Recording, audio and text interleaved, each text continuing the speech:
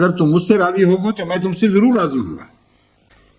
ویسے تو خدا کی مرضی کے خلاف کون ہے جو خدا کو اپنا سکے، لیکن خدا نے اپنی مرضی خود بندے کے ہاتھ میں رکھ دی۔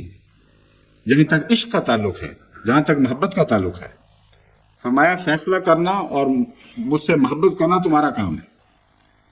اگر تم کرو گے، تم راضیہ ہو، تو میں یقین دلاتا ہوں کہ مرضیہ بھی بن جاؤ گے۔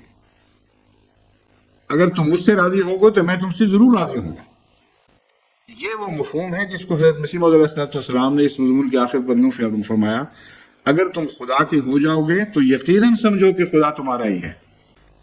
کہ جب خدا سے محبت ہر مقصود پر غالب آ چکی ہو تو دنیا کی کسی حالت میں بھی انسان کو رکھا جائے، دین کی کسی حالت میں بھی انسان کو رکھا جائے، یہ ایک ثانوی بات، یہ باتیں ثانوی بن جاتی ہیں۔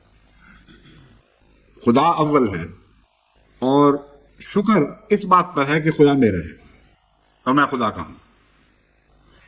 اس لیے خدا تعالیٰ کی طرف سے کڑوا پھل ملے یا میٹھا پھل ملے، یہ بے معنی اور بے تعلق بات بن جاتی ہے۔ حضرت مسیح علیہ السلام نے لکھا ہے کہ اگر رضائے باری تعالیٰ جہنم جانے میں نصیب ہوتی ہو تو میں خوشی سے جہنم میں جانے کے لیے تیار۔ یعنی رضا ایک ایسی چیز ہے جو آخری جنت ہے انسان کی، اور وہ شکر پیدا کرتی ہے۔ ورنہ جہاں رضا میں کمی آئے گی وہاں شکر میں کمی آئے گی۔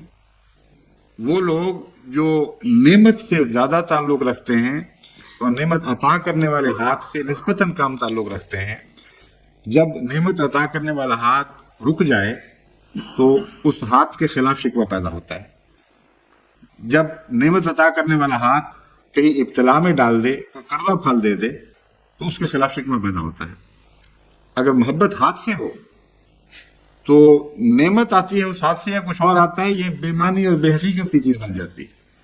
بعض اپنے راضی بندوں پر، جو راضی اور مرضی بندے ہوتے ہیں، جب ان کی وفات کا وقت آئے گا تو اللہ تعالیٰ فرماتا ہے، یہ آتا ہے تو میں ان سے کہتا ہوں کہ اے راضیت مرضیہ انسان، ارجعی الی ربک راضیۃ مرضیہ، اے بندہ جو میرا بندہ ہے، جو میری روح میرے سپرد کرنا چاہتا ہے، میری طرف لوٹ آ، ایسی حالت میں لوٹ آ کہ تو راضی اور مرضیہ بھی ہے، تو مجھ سے راضی رہا ہمیشہ اور میں ہمیشہ تجھ سے راضی رہا۔ فادخلی فی عبادی، یہاں جنت کے مضمون کو پیچھے پھینک دیا ہے۔ جنت تو ان کی تمنا ہی نہیں تھی، ان کی تمنا تو رضائے باری تعالیٰ تھی۔ تو فرمایا فادخلی فی عبادی، میں تجھے یہ مرتبہ عطا کرتا ہوں کہ میرے عباد میں شامل ہو۔